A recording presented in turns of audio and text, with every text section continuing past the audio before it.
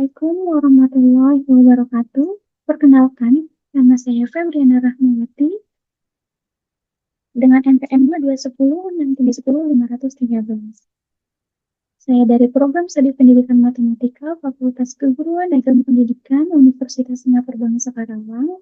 Pada pertemuan kali ini saya akan membahas mengenai poster yang saya buat yang berjudul Analisis Kemampuan Penalaran Deduktif Matematis Siswa SMP kelas 7 dalam menyelesaikan soal bilangan bulat.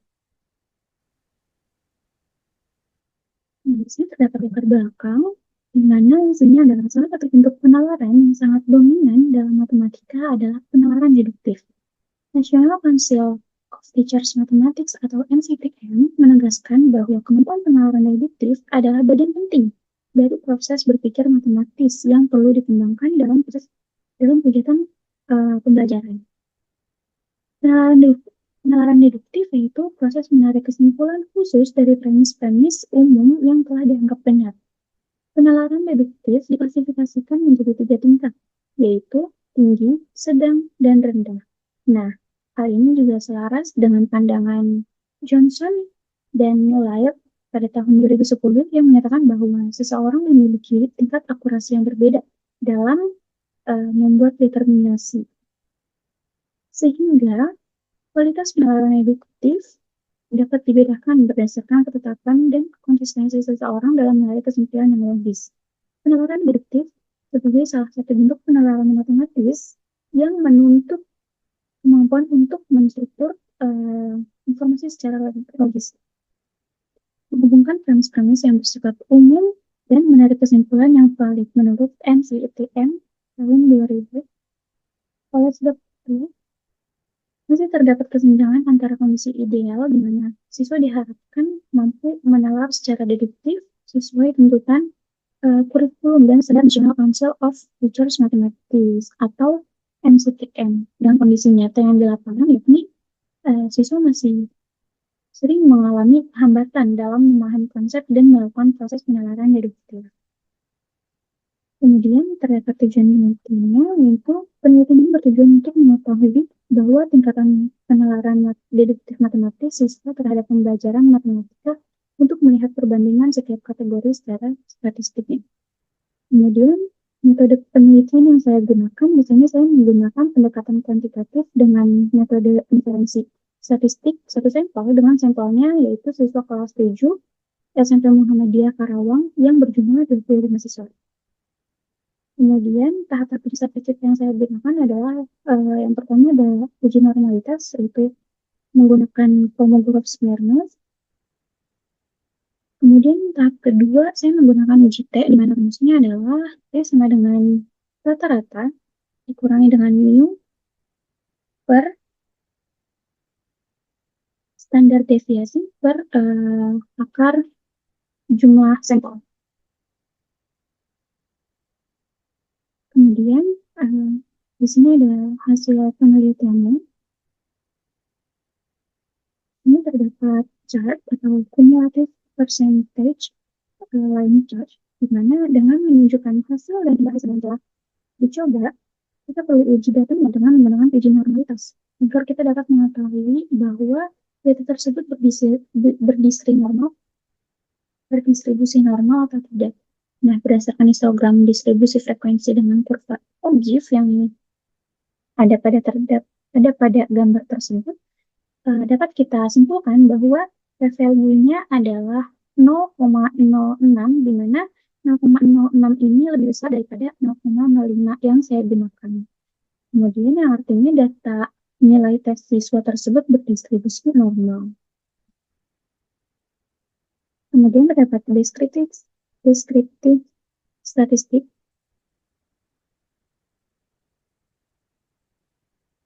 di mana N-nya itu yaitu banyaknya sampel, yaitu 25, N itu rata-rata, yaitu 75,88. STDF itu simpangan baku, yaitu 4,371499. Kemudian rata-rata simpangan bakunya itu 0,8742997. Kemudian terdapat 95% lower volume ini ada 74,08. Nah, di bawahnya terdapat tes. Ada nilai hipotesis, alternatif hipotesis. Di sini saya menggunakan nilai hipotesisnya itu ada HO atau H asumsi. Asumsinya di sini H0 itu nilainya sama dengan 75. Nah, sedangkan H1-nya itu nilainya tidak sama dengan 75. Di mana hasil yang didapatkan adalah 1,01. Kemudian p-value-nya yang didapatkan adalah 0,324. Nah, berdasarkan hasil statistik deskriptif, hasil nilai rata-rata kemampuan komunikasi matematis siswa adalah 4,37 dan hasil uji T-nya atau T-value ialah 1,01. Kemudian P-value-nya didapat 0,324. Karena nilai tersebut lebih besar dari 0,05, jadi dapat kita simpulkan bahwa ada perbedaan nilai rata-rata range score dikategorikan tinggi, sedang, rendah, dan hipotesisnya diterima. Kemudian untuk menentukan kriteria pengujian, saya melakukan tes dengan menggunakan standar deviasi yang tadi didapatkan, yaitu 4,37 dengan alfanya yaitu 0,05. Di sini maka saya dapatkan bahwa 1,01 atau TP5 tadi itu lebih besar daripada standar deviasinya yaitu 4,37 yang berada di daerah penolakan HO sehingga HO-nya tidak ditolak.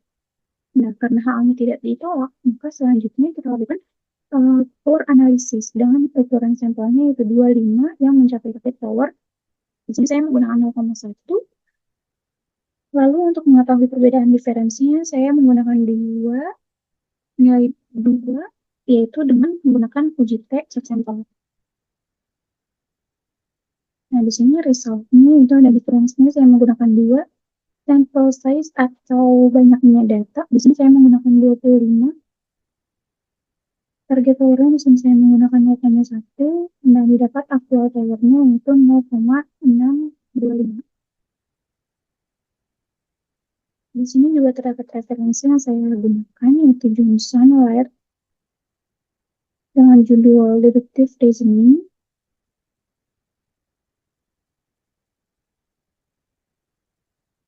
Dan Principle and Standards for School Mathematics dari National Council of Teachers of Mathematics. Nah, di sini kemudian saya ingin menunjukkan bahwa perhitungan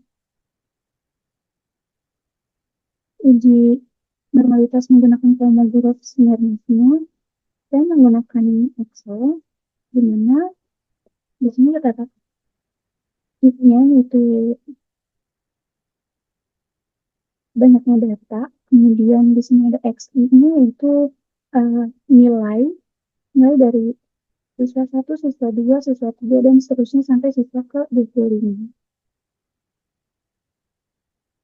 Kemudian FI-nya itu frekuensinya, F-1-nya, kemudian ada F-I-nya, di sini 1, 2, 3, 4, 6, 6. Kemudian dari data I sampai data FI ini kita memasukkannya dengan cara manual, kemudian sampai di Fn dikali dengan XI dan satunya di sini kita menggunakan rumus, yaitu dengan menggunakan rumus T2 kita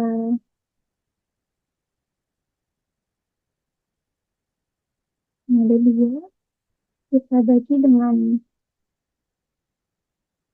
nilai N4, di mana N4 ini adalah banyaknya sampel, banyaknya data. Kemudian untuk ke SNXI-nya, di sini menggunakan tumis kedua.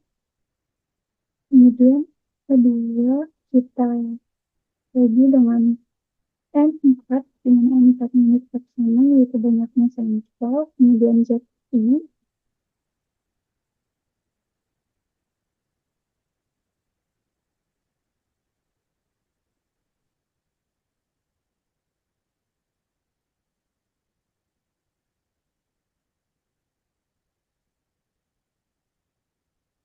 ZI di sini menggunakan rumus B2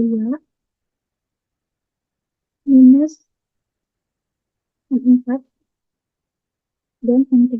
Nah, N3-nya di sini itu adalah standar deviasi atau simpangan waktu.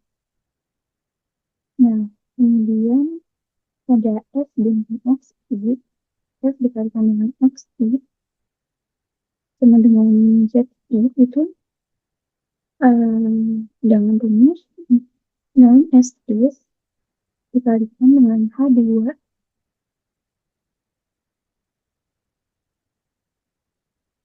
dalam H2. Nah, kemudian ada KI minus 1 dengan rumus ABS kolom I2 dikalikan dengan F2.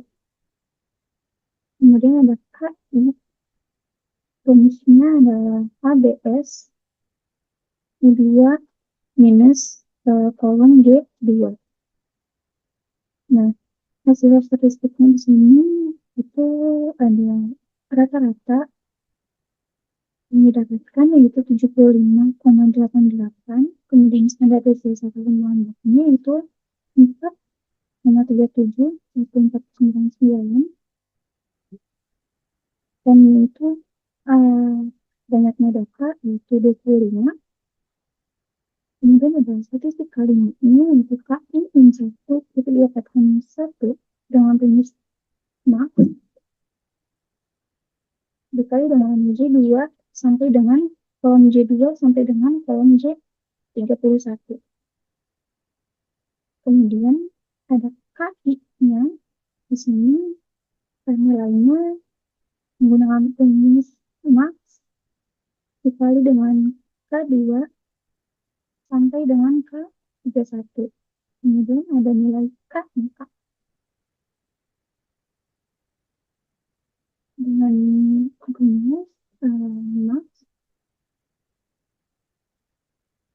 dikali dengan N7 sampai dengan N8, di mana N7-nya tadi KI-1, kemudian N8-nya untuk KI. Kemudian terdapat set value-nya di mana Z HS itu nilai 5 didapatkan dari rumus S IRT dikali dengan N4 dikali dengan N9 dikali dengan N9. Kemudian satunya itu didapatkan dengan rumus IXT dikalikan dengan minus 1,23371 dikalikan dengan kolom N12 pangkat minus 2. Kemudian value-nya kita dapatkan dengan rumus 1 minus dikalikan dengan 2,50628 per kolom N12 dikalikan dengan kolom N13 ditambah yang kolom N13 pangkat 9 plus kolom N13 pangkat 25. Yang kita dapatkan nilainya value-nya yaitu 0,055%. Dimana jika kita bulatkan value-nya menjadi 0,06. Yang dapat saya sampaikan. Terima kasih. Wassalamualaikum warahmatullahi wabarakatuh.